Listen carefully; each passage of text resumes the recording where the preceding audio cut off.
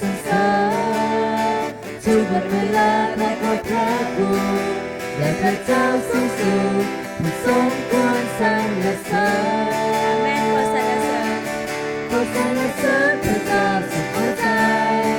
ขอสรรเสริญพระเจ้าผู้ยิ่งใหญ่ทรงตั้งไว้ในเราด้วยฤทธิ์ทางพระวิญญาณและผู้ชนะให้เต็มหัวใจให้ความยินดีเต็มล้นภายในถวายคำสรรเสริญแด่พระเจ้าชั่วนิจนิรันดร์แม่ทุกวันเวลาทุกวันเวลาให้อยากใกล้ชิดพระองค์ทุกวันเวลายิ่งใหญ่ของพระองค์ทุกวันเวลาใครอยากสรรเสริญทุกวันเวลาเพราะขอบพระคุณแด่พระเจ้าสูงสุดที่ทรงควรสรรเสริญแม่ขอสรรเสริญขอสรรเสริญพระเจ้าสุดหัวใจ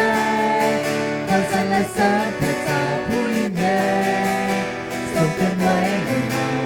ด้วยฤทธิ์ทางพระวิญญาณตั้งใจชนะให้เต็มหัวใจให้ความยินดีเต็มล้นภายในถวายคำสรรเสริญแด่พระเจ้าชั่วนิจนิรันดร์ แม่จงสรรเสริญพระเจ้าเถิดทรงสรรเสริญพระเจ้าเถิดเป็นเสียงโห่ร้องถวายจงเข้าไปในพระวิหารและนมัสการพระองค์พระองค์ทรงสร้างทุกสิ่งขึ้นโดยสีพระหัตถ์พระนามพระองค์ยิ่งใหญ่สมควรสรรเสริญให้ทุกสิ่งให้ทุกสิ่งที่อยู่ใต้ฟ้าจงสรรเสริญพระนามพระองค์ยกย่องความยิ่งใหญ่ของพระองค์ห่วงกันมองเพลงและตะลังเจ้าไว้สรรเสริญพระนามยิ่งใหญ่ให้ทุกสิ่งที่หายใจจงสรรเสริญพระเจ้าแม่จงสรรเสริญพระเจ้าเถิดจงสรรเสริญพระเจ้าเถิดเป็นเสียงโห่ร้องถวายจงเข้าไปในพระวิหารและนมัสการพระองค์พระองค์ทรงสร้างทุกสิ่งขึ้นโดยสีพระหัตถ์พระนามพระองค์ยิ่งใหญ่สมควรสรรเสริญให้ทุกสิ่งที่อยู่ใต้ฟ้าจงสรรเสริญพระนามพระองค์ยกย่องความยิ่งใหญ่ของพระองค์ห่วงกันมองเพลงและตะลังเจ้าไว้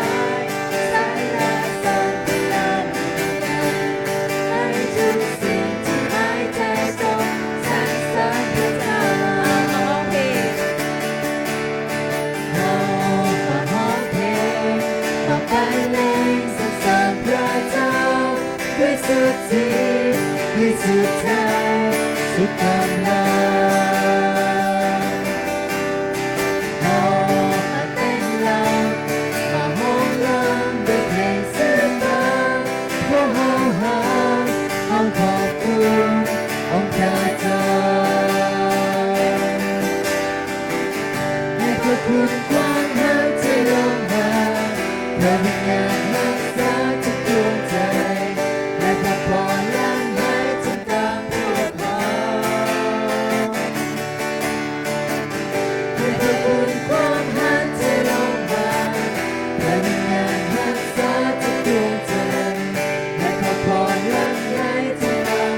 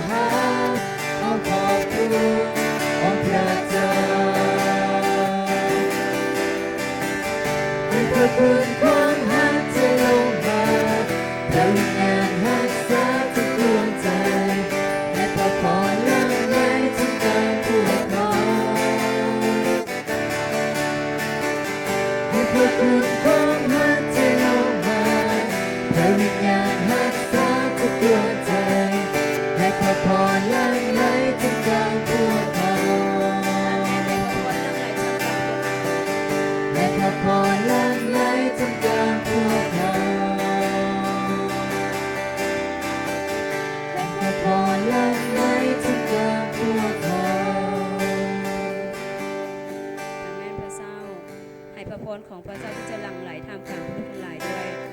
พระเจ้าผู้ลูกขอบคุณพระองค์สำหรับความรักอันยิ่งใหญ่ของพระองค์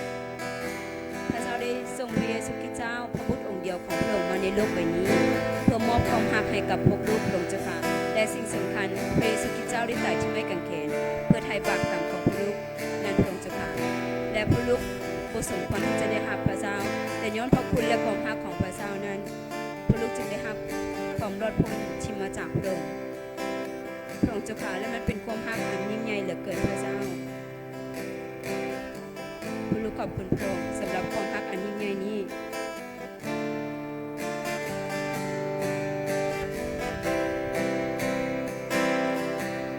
ความรักยิ่งใหญ่เฮาหาจากพระบิดาจิตใจสัมผัสความรักพระองค์หากยึดมั่นเสมอบ่มีวันสูญสิ้นความรักสวยแสกน้ำตาหาเราเป็นรักสัมผัสความรักเป็นรักสัมผัสความรักพระบิดาความรักยิ่งใหญ่กว่าใจของเราความรักของพระเยซูล้นเต็มหัวใจความรักส่องแสงสว่างแก่ประสาฮาเลลูยาฮาเลลูยาฮาเลลูยาฮาเลลูยา ความรักยิ่งใหญ่ ความรักยิ่งใหญ่เฮาหาจากพระบิดาจิตใจสัมผัสความรักพระองค์หากยึดมั่นเสมอบ่มีวันสูญสิ้นความรักสวยแสนน้ำตาหาเราเป็นรักสัมผัสความรักพระบิดาความรักยิ่งใหญ่กว่าใจของเราความรักของพระเยซูล้นเต็มหัวใจความรักส่องแสงสว่างแก่ประสาฮาเลลู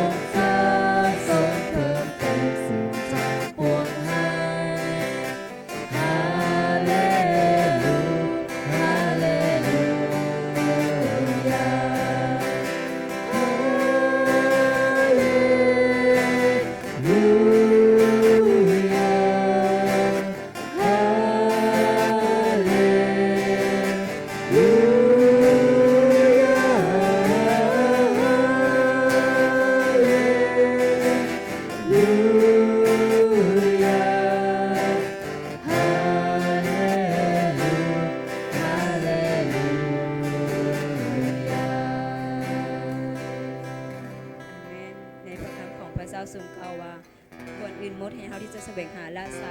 อาณาจักรและแผ่นดินของพระเจ้าและความชอบธรรมของพระองค์ก่อนและพระเจ้าจะทรงเพิ่มเติมสิ่งทั้งปวงให้กับเฮาพระองค์เจ้าค่ะพระลูกเชื่อเหลือเกินว่าเมื่อพระลูกเข้ามาที่นี่พระลูกแสวงหาพระองค์พระเจ้าและพระเจ้าจะประทานสิ่งที่จำเป็นในชีวิตของพระลูกเหลือเกินพระองค์เจ้าค่ะขอพระเจ้าที่จะนำพาพระลูกในเช้าวันนี้ด้วยขอพระวิญญาณบริสุทธิ์ของพระเจ้าที่จะนำพาเคลื่อนไหวท่ามกลางของชีวิตพระลูกที่อยู่ที่นี่หรือว่าอยู่ที่บ้านก็เหมือนกันพระองค์เจ้าค่ะลูกเชื่อเหลือเกินว่าทุกสิ่งทุกอย่างที่พระลูกเฮ็ดไปนั้นให้เป็นที่ถวายเกียรติแด่พระองค์เหมือนกันพระองค์เจ้าค่ะลูกจึงโมทนาอธิษฐานในพระนามขององค์พระเยซูคริสต์เจ้าอาเมน